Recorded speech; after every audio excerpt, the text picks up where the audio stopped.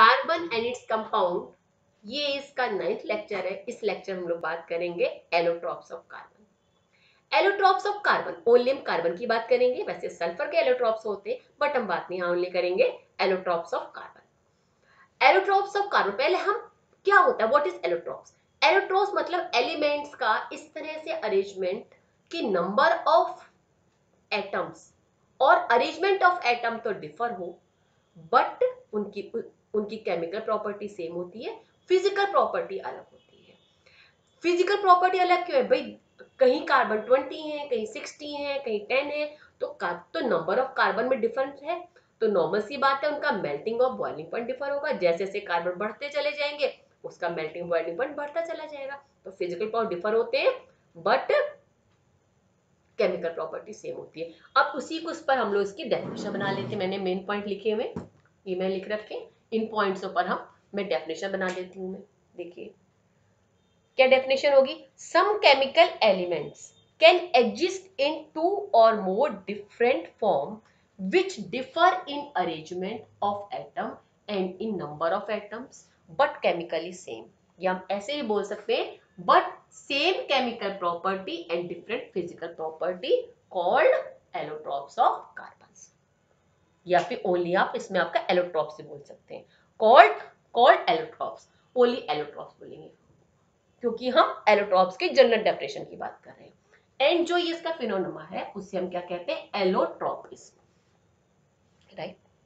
अब इसके बाद में आपके सिलेबस में है डायमंड, ग्रेफाइट एंड फुलरिन। ये आपके फुलरिन में कौन सा करना, आपको बकमिंस्टर फुलरिन करना, C60। डायमंड सबको पता ही है, डायमंड कैसा होता है, कलरलेस ट्रांसपेरेंट होता है, एक्स्ट्रा ऑर्डिनरी ब्रिलियंस होती है। क्यों होती है, इसका रीजन आता है because of reflective index. Reflective index के बारे में आपने इलेक्ट्रिसिटी वाले ये जो लाइट वाला चैप्टर फिजिक्स में उसमें आपने वहां अच्छे से समझा हुआ है। तो क्या है इसका रीजन, क्या आएगा, बिकॉज ऑफ रिफ्लेक्टिव इंडेक्स। देखिए उसमें होता क्या है, जो इस तरह से डायमंड का स्ट्रक्चर होता है कि अंदर कोई लाइट की इसमें यहाँ पर रेज आई तो अंदर ही ट्रैप हो जाती है और वो शाइन करता रहता है, अंदर वो लाइट की रेज उसी में रहती है, वो चमकता रहता है। तो एक्स्ट्राऑर्डिनरी क्यों, बिकॉज ऑफ रिफ्लेक्टिव इंडेक्स। दूसरा ये जो यदि हम नेचुरल सब्सटेंस की बात करेंगे तो ये डायमंड क्या होता है, हार्डेस्ट होता है, बहुत ज्यादा हार्ड होता है। और यदि हम नेचुरल सब्सटेंस बात करेंगे कि कौन सा हार्ड जो है सब्सटेंस, कौन सा हमारा जो है हार्डेस्ट है, कौन सा है नेचुरल सब्सटेंस में, डायमंड हार्डेस्ट होता है नेचुरली। और भी वो तो बाद में और है, आयरन को करके बना रहे हैं, ब्रिज बन रहे हैं, वो सिर्फ अलग है। यहाँ जो नेचुरली जो सब्सटेंस हमारा हार्डेस्ट है वो डायमंड होता है। और दूसरा क्योंकि इसके कार्बन के यूनोस को 4 इलेक्ट्रॉन चाहिए, तो चारों के चारों इसके इलेक्ट्रॉन दूसरे कार्बन के इलेक्ट्रॉन के साथ में स्ट्रॉन्ग कोवेलेंट बॉन्ड के साथ में अटैच्ड होते हैं, तो कोई फ्री इलेक्ट्रॉन नहीं होता है, इसलिए bad conduct of electricity. Bad conduct electricity क्यों है, because of have no free electron, all 4 electrons bond with other carbon atom with a strong covalent bond, reason में आ जाता है। और ये हार्डेस्ट है, इसका मेल्टिंग पॉइंट और बॉइलिंग पॉइंट बहुत हाई होता है। हार्डेस्ट क्यों है, because diamond have a rigid 3 dimensional network, right. ये मैं पूरा डिटेल अभी बता दूंगी आपको, मैं इसका रीजन ये है, लैंग्वेज फॉर्म में भी बता दूंगी मैं। अब इसकी बात करते हैं, ये तो है प्रॉपर्टी की, अब बात स्ट्रक्चर की बात करते हैं। Diamond is a giant molecule in which each carbon atom is linked to other 4, सारे के सारे जो है, in which each carbon atom is linked to 4 other carbon atoms by a strong covalent bond forming a rigid 3-dimensional network structure which is responsible for its hardness। इसकी जो hardness है वो इसके लिए रिस्पॉन्सिबल होता है, बिकॉज इसके चारों के चारों जो इलेक्ट्रॉन होते हैं वो दूसरे कार्बन के एटम से स्ट्रॉन्ग कोवेलेंट बॉन्ड के साथ में बॉन्ड होते हैं। देखिए ऐसे ना, जैसे कि ये देखिए मैंने कार्बन का एटम डॉट है, ये 4 इलेक्ट्रॉन, दूसरे यहाँ पर कार्बन आ गए, ये होंगे। अब ये वाला इसके संग बाकी 2 वाले कोई और कार्बन के साथ में होंगे, सारे के सारे ऑल, ये वाला यहाँ पे कोई कार्बन है तो उसके साथ में मतलब सब के सब सारे कार्बन के कार्बन, चारों जो हमारे इलेक्ट्रॉन है वो बॉन्ड होते हैं। तो ये इसका हो गया। अब इसकी हम यूजेस की बात करेंगे। यूजेज ज्वेलरी बनाने में यूज होता है। दूसरा जो डायमंड की कटिंग है, ग्रेनाइट की कटिंग, ग्लास की कटिंग, सब डायमंड के थ्रू होती है। जो नाइफ होता है, नाइफ के ऊपर ही हार्डेस्ट है डायमंड ही होता है। डायमंड ही ग्लास की कटिंग में, ग्रेनाइट की कटिंग में और कुछ डायमंड की कटिंग में डायमंड का ही यूज होता है। ये इसके मेन दो यूजेस है। वैसे ये आपका वायर को भी उसको ड्रॉन करने में यूज होता है, बट मेन दो यूजेस याद कर लीजिए आप, सफिशिएंट है इसमें। अब ग्रेफाइट पर हम लोग आते हैं। ग्रेफाइट जो पेंसिल की लेड होती है वो ग्रेफाइट है। तो कैसा होता है, ग्रेइश ब्लैक कलर का होता है, सॉफ्ट होता है और सिल्परी होता है। टच में कैसा, सिल्परी टू टच।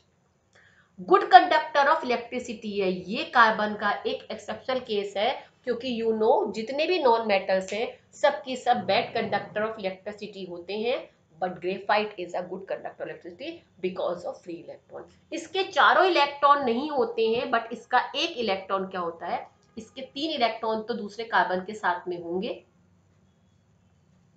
बट एक इलेक्ट्रॉन जो होता है वो फ्री होता है। वो फ्री होता है इसी, which is the responsible for good conductor of electricity because it has free electron, right? तो अब इसके बाद में आता है कि ये स्लाइड इसकी जो होती है वो आपका ये किसमें, लेयर्स में होता है और वो स्लाइड करती हैं। तो क्यों होता है लेयर में, देख कंसिस्ट ऑफ लेयर।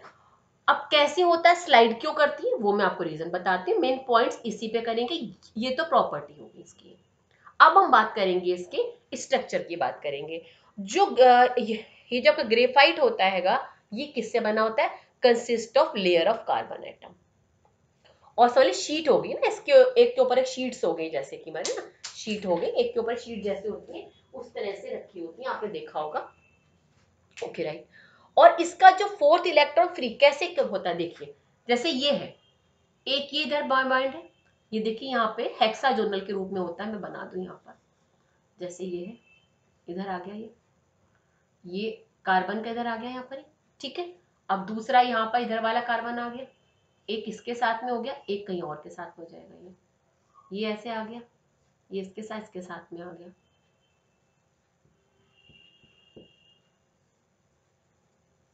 तो ये देखिए ये कार्बन है यहाँ पर 1 2 3, ये दूसरे कार्बन के साथ में इधर आ गया यहाँ पर, ये दूसरे कार्बन के साथ में आ गया, ये अलग कार्बन के साथ में आ जाएगा ये।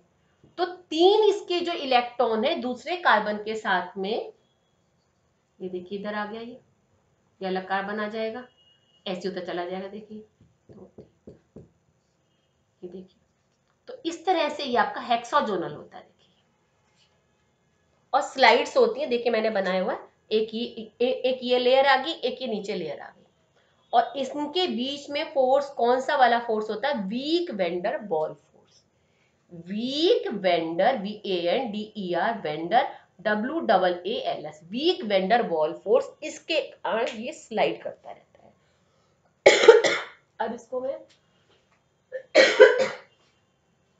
मैं लैंग्वेज फॉर्म में बोल देती हूँ मैं, कि each carbon atom in a graphite layer is joint to three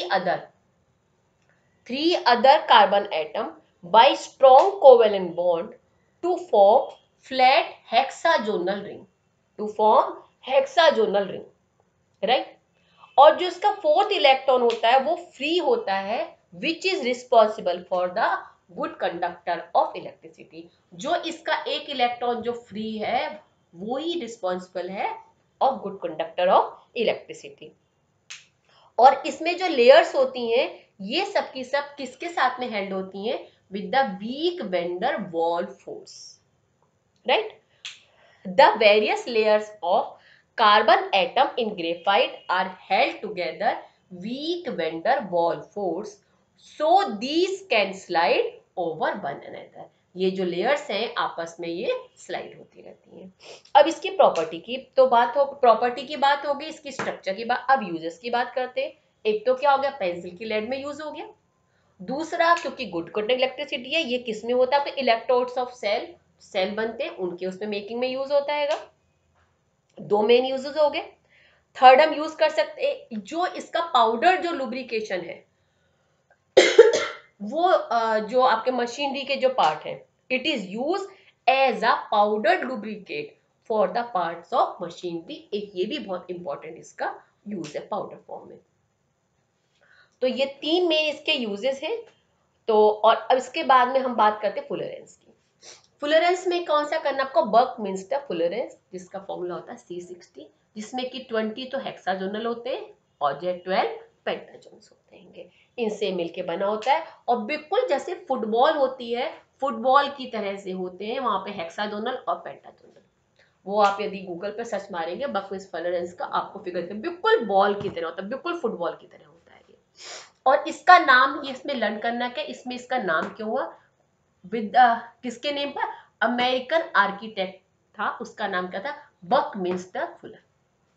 उसके नेम पर इसका बकमिंस्टर फुलरेंस बना, क्योंकि उसने जो है, उसने एक आपका डिजाइन करा था हॉल में। तो उस हॉल जो था, उसका जो फ्रेमवर्क था वो किसमें था, आपका डॉम शेप में था। वो इसी के उससे मिलता जुलता था। एक आपकी इंटरनेशनल एग्जीबिशन थी, वहां पर जो इसका स्ट्रक्चर था वो इसके जब बकमिंस्टर फुलरेंस के स्ट्रक्चर से मिलता है, इसलिए इसका नाम ये इस अमेरिकन आर्किटेक्चर के नेम पर हुआ। और दूसरा, यदि हम बात करेंगे, यदि क्वेश्चन आता है पुअरेस्ट एलोट्रोपिक जो हमारा फॉर्म है कार्बन की, कौन सा वाला है, बकमिंस्टर फुलरेंस है। और यदि हम न्यूएस्ट की बात करेंगे कि मतलब न्यूएस्ट ये आप एलोट्रोप्स कौन सा है, बकमिंस्टर फुलरेंस है। ये मेन हो गया। स्ट्रक्चर मैंने आपको बताया दिया, 20 हेक्साजोनल और 12 पेंटाजोनल।